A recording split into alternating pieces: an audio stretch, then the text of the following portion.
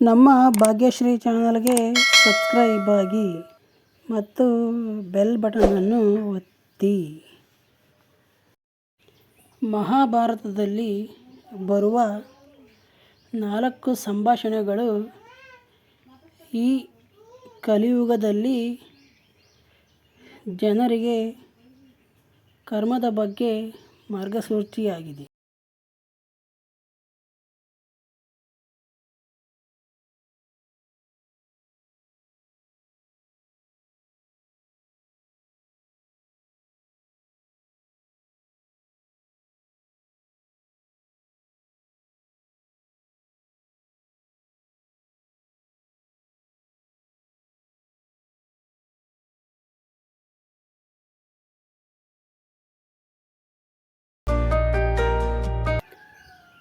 ತಾನು ಕೇಳುವ ಪ್ರಶ್ನೆಗೆ ಸರಿಯಾದ ಉತ್ತರವನ್ನು ನೀಡುತ್ತೇನೆಂದು ಧರ್ಮರಾಯನು ಮಾತು ಕೊಡುತ್ತಾನೆ. ಅದರಂತೆಯೇ ಯಕ್ಷನು ಧರ್ಮರಾಯನಿಗೆ ಪ್ರಶ್ನೆಗಳನ್ನು ಕೇಳಲು ಆರಂಭಿಸುತ್ತಾನೆ. ಒಟ್ಟು 125 ಪ್ರಶ್ನೆಗಳನ್ನು ಯಕ್ಷನು ಧರ್ಮರಾಯನಿಗೆ ಕೇಳುತ್ತಾನೆ. ಅವು ಯಾವುವು ಎಂಬುದನ್ನು ಮತ್ತು ಅದಕ್ಕೆ ಧರ್ಮರಾಯ ಕೊಟ್ಟ ಉತ್ತರವೇನೆಂಬುದನ್ನು ನಾವು ಒಂದೊಂದಾಗಿ ತಿಳಿಯೋಣ ಬನ್ನಿ.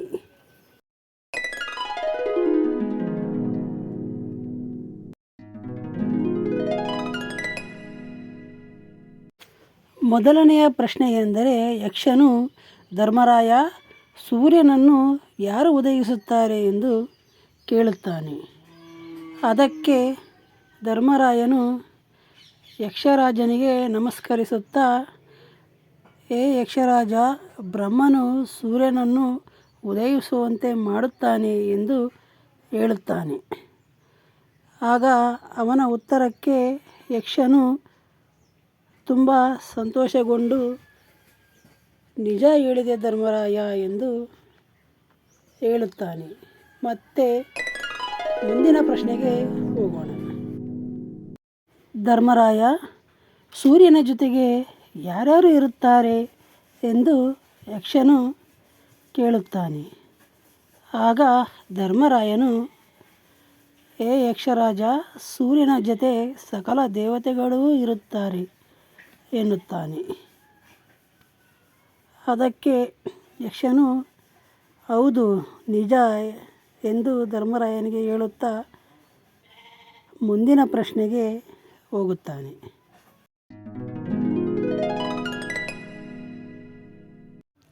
ಹೇ ಧರ್ಮರಾಯ, ಸೂರ್ಯನನ್ನು ಅಸ್ತಮಿಸಲು ಕಾರಣರ್ಯಾರು ಎಂದು ಯಕ್ಷರಾಜನು ಕೇಳುತ್ತಾನೆ. ಅದಕ್ಕೆ ಧರ್ಮರಾಯನು, ಧರ್ಮ ಒಂದೇ ಸೂರ್ಯನನ್ನು ಅಸ್ತಮಿಸಲು ಕಾರಣವಾಗುತ್ತದೆ ಯಕ್ಷರಾಜ ಎಂದು ಹೇಳುತ್ತಾನೆ. ಅವನು ಸ್ಥಿತನಾಗಿರುವುದು ಹೇಗೆ ಧರ್ಮರಾಯ ಎಂದು ಯಕ್ಷನು ಕೇಳಿದಾಗ ಧರ್ಮರಾಯನು, ಸೂರ್ಯನು ಸತ್ಯದಲ್ಲಿ ಸ್ಥಿತನಾಗಿದ್ದಾನೆ ಯಕ್ಷರಾಜ ಎಂದು ಹೇಳುತ್ತಾನೆ.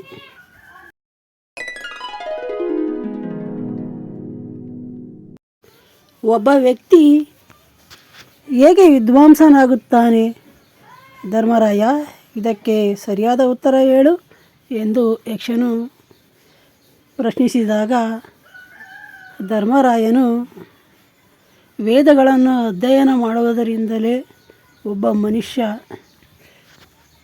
ವಿದ್ವಾಂಸನಾಗುತ್ತಾನೆ ಎಂದು ಹೇಳುತ್ತಾನೆ. ಯಾವುದರಿಂದ ವ್ಯಕ್ತಿಯು ಅತ್ಯಂತ ಉನ್ನತವಾದದ್ದನ್ನು ಪಡೆಯುತ್ತಾನೆ ಧರ್ಮರಾಯ ಎಂದು ಯಕ್ಷನು ಕೇಳಿದಾಗ ಧರ್ಮರಾಯನು, ಅವನು ಮಾಡುವ ಒಳ್ಳೆಯ ಕಾರ್ಯಗಳಿಂದ, ಅವನು ಮಾಡುವ ಒಳ್ಳೆಯ ಕೆಲಸಗಳಿಂದ ಅತ್ಯಂತ ಉನ್ನತವಾದದ್ದನ್ನು ಪಡೆಯುತ್ತಾನೆ ಯಕ್ಷದೇವ ಎಂದು ಧರ್ಮರಾಯನು ಉತ್ತರಿಸುತ್ತಾನೆ.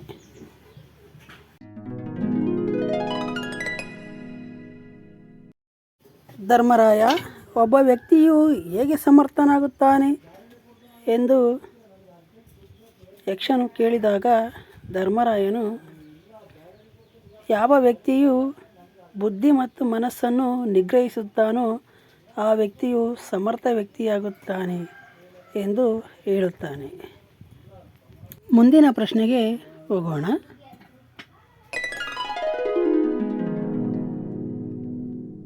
ಧರ್ಮರಾಯ, ಯಾವುದರಿಂದ ವ್ಯಕ್ತಿಯು ಬುದ್ಧಿವಂತನಾಗುತ್ತಾನೆ ಎಂದು ಯಕ್ಷನು ಕೇಳಿದಾಗ ಧರ್ಮರಾಯನು ವೃದ್ಧರ ಸೇವೆಯನ್ನು ಮಾಡುವುದರಿಂದ ಒಬ್ಬ ವ್ಯಕ್ತಿಯು ಬುದ್ಧಿವಂತನಾಗುತ್ತಾನೆ.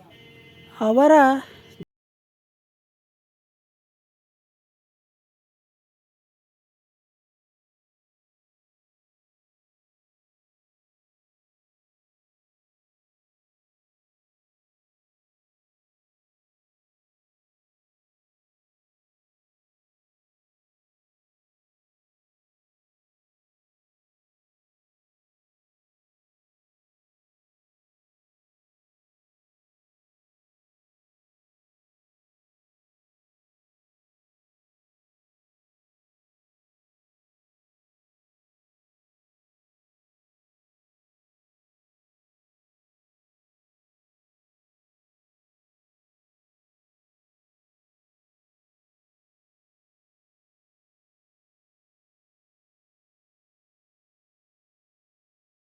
ಯಕ್ಷನಿಗೆ ಹೇಳುತ್ತಾನೆ.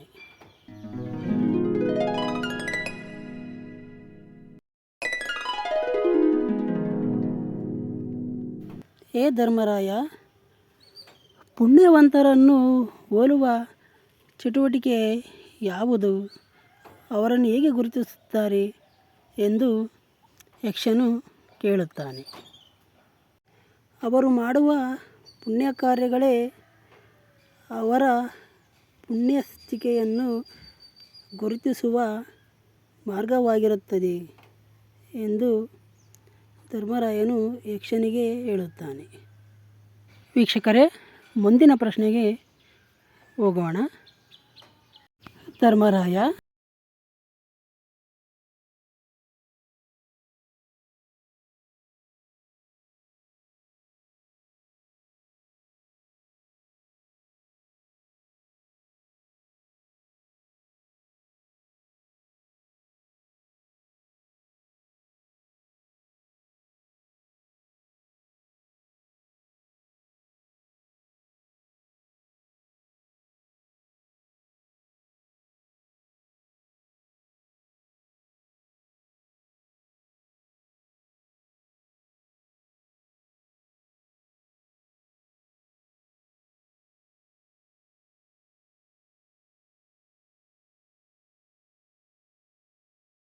ಹೇಳುತ್ತಾನೆ.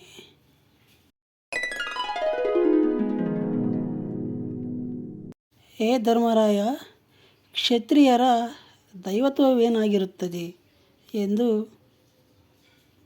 ಯಕ್ಷನು ಕೇಳುತ್ತಾನೆ. ಅದಕ್ಕೆ ಧರ್ಮರಾಯನು ಕ್ಷತ್ರಿಯನಾಗಿರುವುದರಿಂದ ಅವನ ಬಾಣ ಹಾಗೂ ಬಿಲ್ಲುಗಳೇ ಅವನ ದೈವತ್ವವಾಗಿರುತ್ತದೆ ಯಕ್ಷರಾಜ ಎಂದು ಉತ್ತರಿಸುತ್ತಾನೆ. ವೀಕ್ಷಕರೇ, ಇಲ್ಲಿಯವರೆಗೂ ಈ ವಿಡಿಯೋವನ್ನು ನೋಡುತ್ತಿರುವ ನಿಮಗೆ ನನ್ನ ಧನ್ಯವಾದಗಳನ್ನು ತಿಳಿಸುತ್ತೇನೆ. ಹಾಗೂ ಮುಂದಿನ ಪ್ರಶ್ನೆಗೆ ಹೋಗೋಣ, ಬನ್ನಿ.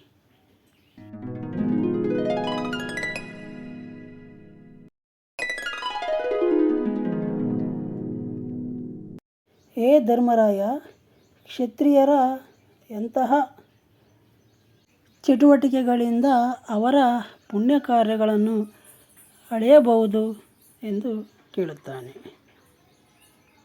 ಹೇ ಯಕ್ಷರಾಜ, ಅವರು ಮಾಡುವ ಯಜ್ಞ ಯಾಗಾದಿಗಳಿಂದ ಅವರ ಪುಣ್ಯ ಕಾರ್ಯವನ್ನು ಅಳೆಯಬೇಕಾಗುತ್ತದೆ ಎಂದು ಧರ್ಮರಾಯನು ಉತ್ತರಿಸುತ್ತಾನೆ. ಹೇ ಧರ್ಮರಾಯ, ಕ್ಷತ್ರಿಯರ ಮಾನುಷಿ ಲಕ್ಷಣಗಳು ಯಾವ್ಯಾವು ಎಂದು ಕೇಳಿದಾಗ ಧರ್ಮರಾಯನು, ಹೇ ಯಕ್ಷದೇವ, ಅವನು ಭಯಪಡುವುದೇ ಅವನ ಮಾನುಷಿ ಲಕ್ಷಣವಾಗಿದೆ ಎಂದು ಉತ್ತರ ನೀಡುತ್ತಾನೆ.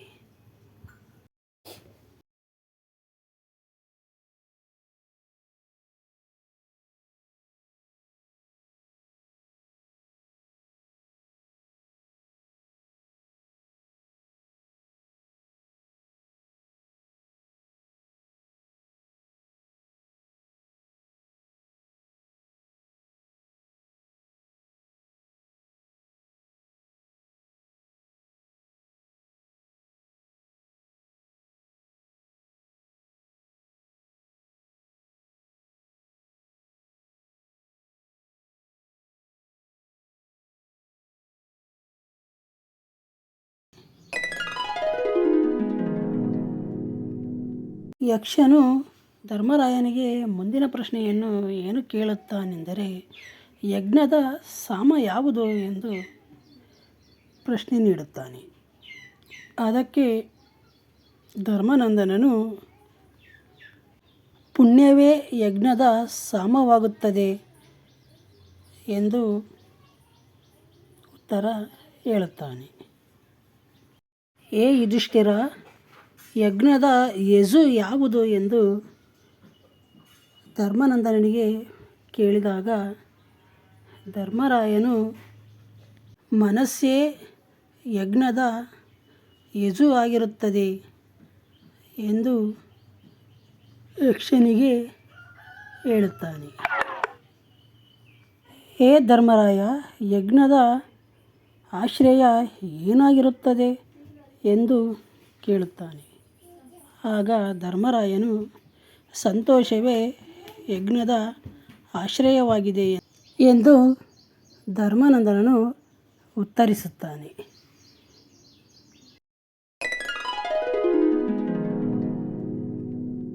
ಧರ್ಮರಾಯ, ಯಾವುದು ಇಲ್ಲದಿದ್ದರೆ ಯಜ್ಞವು ಪೂರ್ಣವಾಗುವುದೇ ಇಲ್ಲ ಎಂದು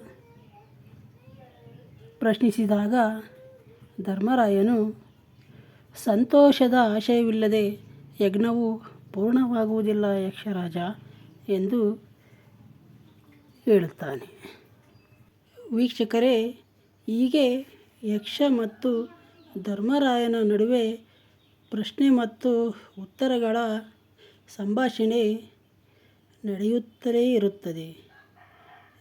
ಮುಂದಿನ ಭಾಗದಲ್ಲಿ ಇನ್ನೂ ಹೆಚ್ಚಿಗೆ ಪ್ರಶ್ನೆಗಳನ್ನು ಹಾಗೂ ಉತ್ತರಗಳನ್ನು ತಿಳಿದುಕೊಳ್ಳೋಣ. ಧರ್ಮರಾಯ ಮತ್ತು ಯಕ್ಷನ ನಡುವೆ ನಡೆದ ಸಂಭಾಷಣೆಯನ್ನು ನಾನು ಹೇಳಿದ ರೀತಿ ಇಷ್ಟವಾದರೆ ಒಂದು ಲೈಕ್ ಮಾಡಿ. ಹಾಗೆಯೇ ನಿಮಗೆ ಏನನಿಸಿತು ಎಂಬುದನ್ನು ಕಮೆಂಟ್ ಮಾಡುವ ಮೂಲಕ ನೀವು ನನಗೆ ಪ್ರೋತ್ಸಾಹವನ್ನು ನೀಡಬೇಕಾಗಿ ಕೇಳಿಕೊಳ್ಳುತ್ತೇನೆ. ಮುಂದಿನ ವಿಡಿಯೋದಲ್ಲಿ ಭೇಟಿಯಾಗೋಣ. ನಮಸ್ಕಾರ.